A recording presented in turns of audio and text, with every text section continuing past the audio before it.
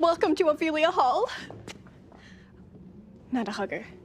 Got it. Please excuse Wednesday. She's allergic to color. Oh, wow. What happens to you? I break out into hives and then the flesh peels off my bones.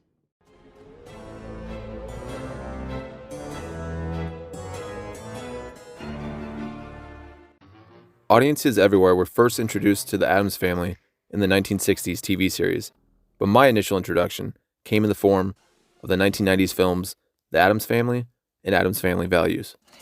Together at last. She was a strongly independent yet bleak individual.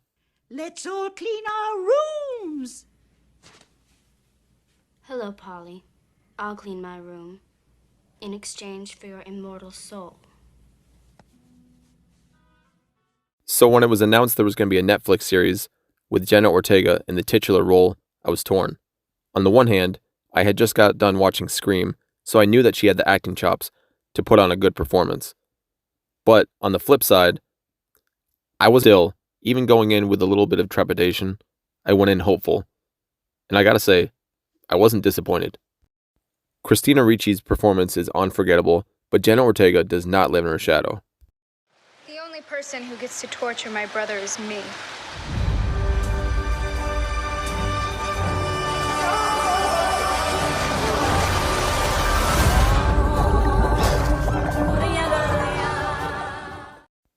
By the way, this scene takes place within the first couple of minutes, and it only gets crazier. The show begins with Wednesday walking through the halls of Nancy Reagan High School, where somehow she's the only goth girl there.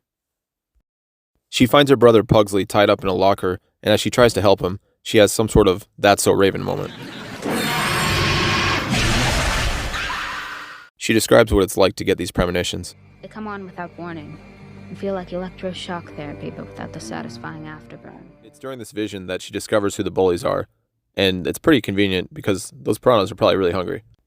This gets her expelled, so her parents have her enrolled in Nevermore Academy, a school for misfits and magical beings. It's here that we meet her new principal, Mrs. Weems, played by the great Gwendolyn Christie. And I gotta say, after the first 2 episodes, her character seems a little bit sketchy. Like, I don't know what her angle is, but I feel like she's planning something behind the scenes. We're also introduced to Miss Thornhill, played by none other than Christina Ricci. Her new roommate is a social butterfly.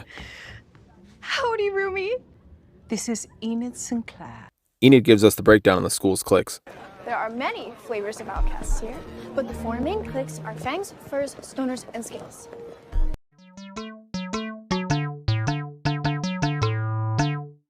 But anywho, she finds herself getting into a jousting match with the most popular girl in school, Bianca.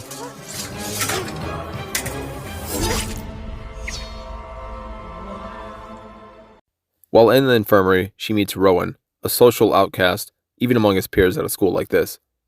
As she leaves the infirmary, she's almost crushed to death by a falling gargoyle, but luckily she's saved by a classmate.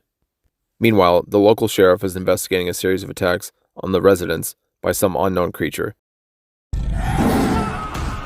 Mrs. Weems drives Wednesday to a therapy session in the nearby town, but Wednesday has plans to run away forever. She stops at a coffee shop to ask for help to get out of the town. This is where she meets a guy named Tyler, a couple of pilgrims that she ends up fighting,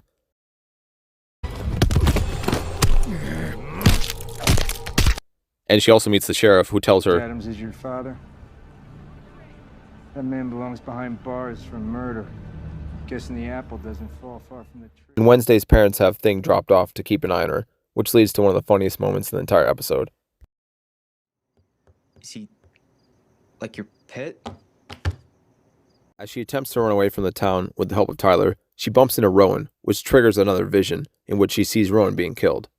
But when she tries to warn him, he attacks her with telekinetic abilities, pinning her to a tree, telling her it's his job to stop her because there's some sort of prophecy that says she's going to be the bringer of destruction. And just when it seems like the end for Wednesday, a beast comes out of nowhere and kills Rowan. That's the funniest thing I've ever seen in my life. Back at the academy safe and sound, Wednesday has a crystal ball Zoom meeting with her parents, and she ponders. I narrowly avoided death twice. Discovered that my father may be a murderer. Learned that I could potentially destroy the school.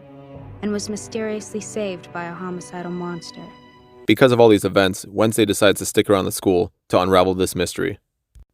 And there you have it, the very first episode of Goth Nancy Drew. No, I'm just kidding. There's a lot of cheesy dialogue in this show, and some of the acting and characters are a little bit bland, but Jenna Ortega, she carries this show. She's doing a phenomenal job as Wednesday. I think I'm going to love it here.